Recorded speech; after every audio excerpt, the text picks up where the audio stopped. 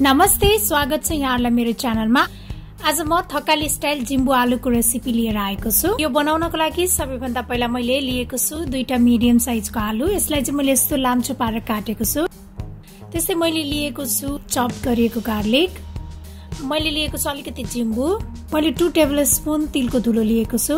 त्यस्तै मैले लिएको छु 1 टीस्पुन बेसारको धुलो, 1 टीस्पुन जिरा धनियाको धुलो।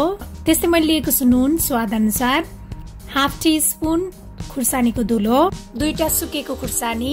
अनि यो बनाउनको लागि मैले लिएको छु तोरीको तेल।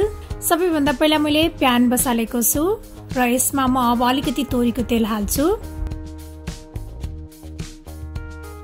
अब यो चप गरिएको लसुन हाल्ने, त्यसपछि यो सुकेको खुर्सानी, अब अलिकति बेसारको धुलो हाल्ने अनि आलु पनि हाल्ने र यो आलुलाई राम्रोसँग चलाउनु पर्छ। अब म यसमा अलिकति नुन हालेर यसलाई एकछिन चलाउँछु।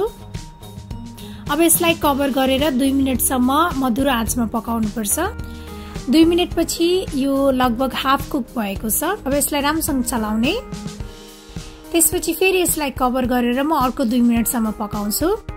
अब यो आलु राम्रोसँग पाकिसकेको छ। अब यसमा यो जिरा धनियाको धुलो, धुलो खुर्सानी, यसलाई एकछिन चलाउनु पर्छ।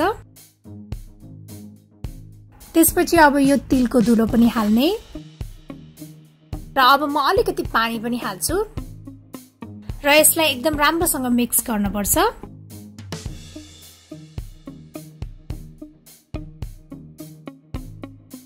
अब यो रेडी भइसकेको छ।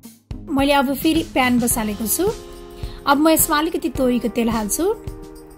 तेल तातिसकेको छ। अब म यसमा जिम्बु हाल्छु। त्यसपछि यो बेसार पनि हाल्ने।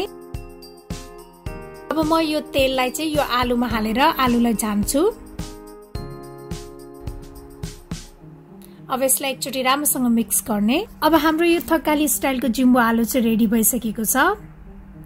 यसलाई चाहिँ दाल भात अथवा चिउरा यतिकै स्न्याक्सको रूपमा पनि खान सकिन्छ। मलाई आशा छ यहाँहरुलाई मेरो यो रेसिपी मन पर्यो होला र मेरो अरु यस्तै रेसिपीहरुको लागि मेरो च्यानललाई सब्स्क्राइब गर्न नभुल्नु होला र मेरो भिडियोलाई लाइक, शेयर र कमेन्ट पनि गरिदिनु होला। Thank you for watching. Bye bye.